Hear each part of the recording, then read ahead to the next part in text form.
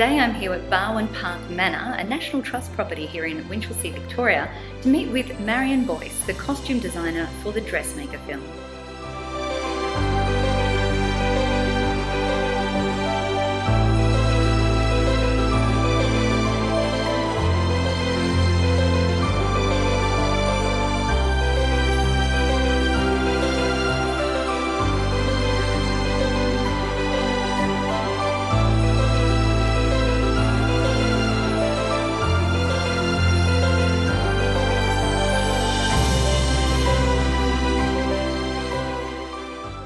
Here with Marion, the costume maker for the Dressmaker, and this is quite an honour to meet you, I must say. I've been following your work for a very long time, and of course I'm a huge fan of Miss Fisher's, but really wanted to talk to you today about some of the choices you made in the fabrics for this costume, because as we know, the Australian outback is rather harsh, and a lot of the roles that the extras and the actresses have to take on are quite demanding.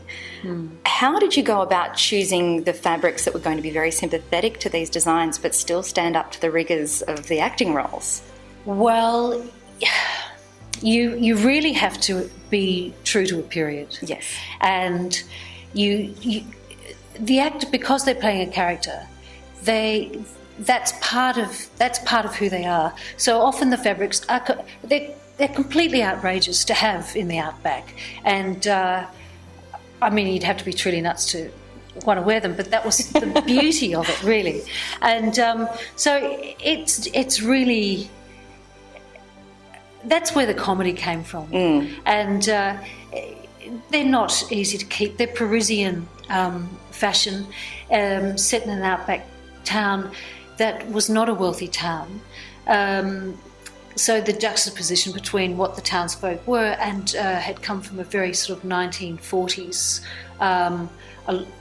People weren't buying new clothes. They'd been through 2 wars and a depression within quite a short amount of time. There wasn't a lot of money, and unfortunately a lot of life had been lost. So cloth was still being, it wasn't readily available. So it was really quite beautiful to see this, these exotic designs arrive on the landscape.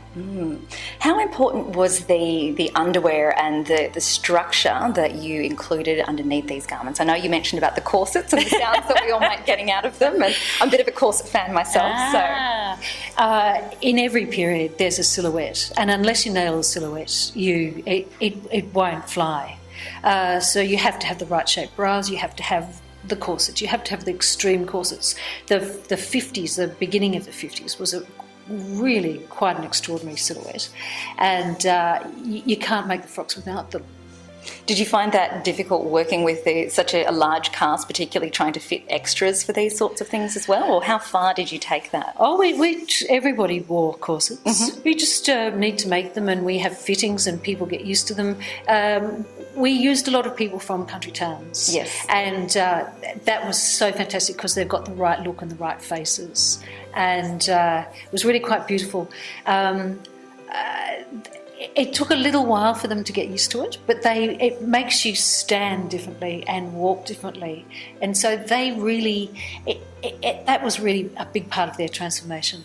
I've heard that in working with your team that you have almost a non-verbal type of communication to get things done so quickly. How do you develop that with such a team? It's with working with people for a period of time.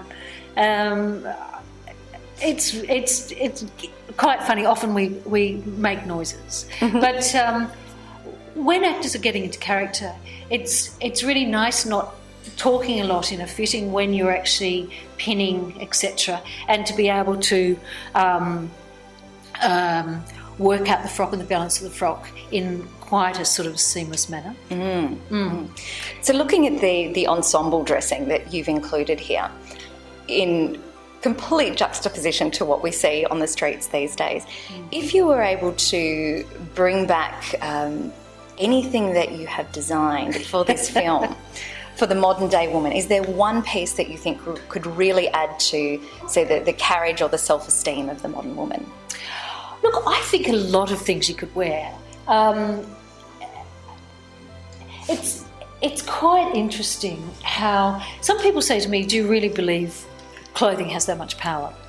It really does. People put something on that is shaped and moves and has a life of its own, and once they actually embody it and they're able to wear it, not it wear them, it gives them an extraordinary power. And it depends how brave you are. That's true. Well, I'm all for bravery. Thank you so much for joining us today. I cannot thank you enough. And this film for me is one of those formative, important films that I hope that my children are going to watch time after time after time and be constantly inspired by the fashion. So thank you very much, Marion. Thank you very much. Thank you.